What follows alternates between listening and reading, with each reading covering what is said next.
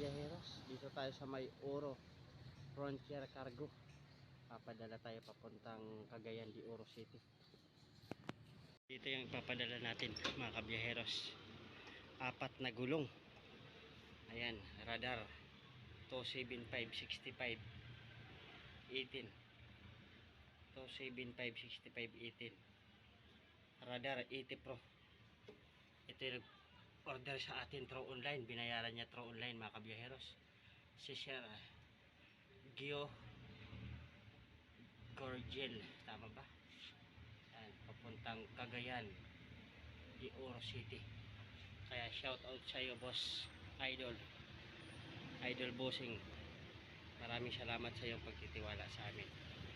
Ipapadala na namin yan ang iyong 4 na gulong. Ayan na mga kabiyaheros. 529.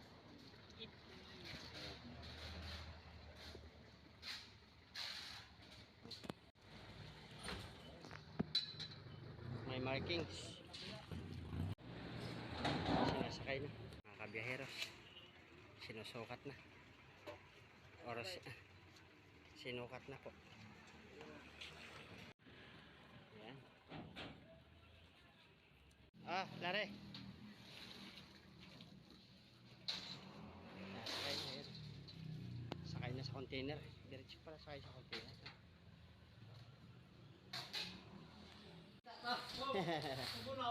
Sige. Nasa container na siya eh.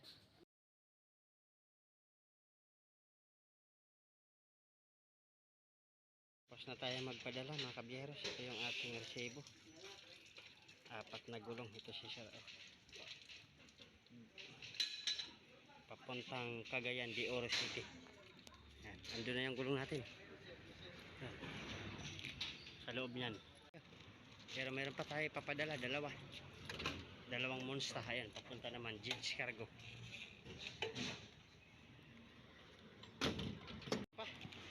Alis na tayo. Punta naman tayo Banawi sa may Jed's Cargo, sa may Simon Street. Let's go mga kabiyaheros. Maya ulit. 1 hour later.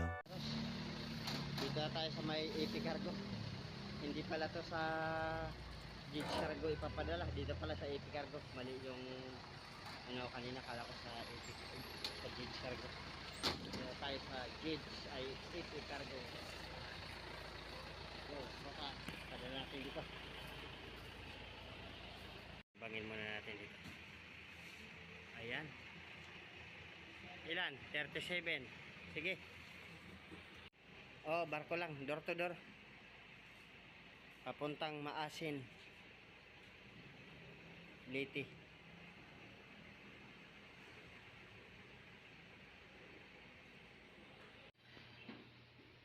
Estimate dito mga kabiyaheros. Nilagyan na sir niyang wheel na sir. Ito yung ating resibo sa AP Cargo. Wheel resibo. Okay, salamat boss.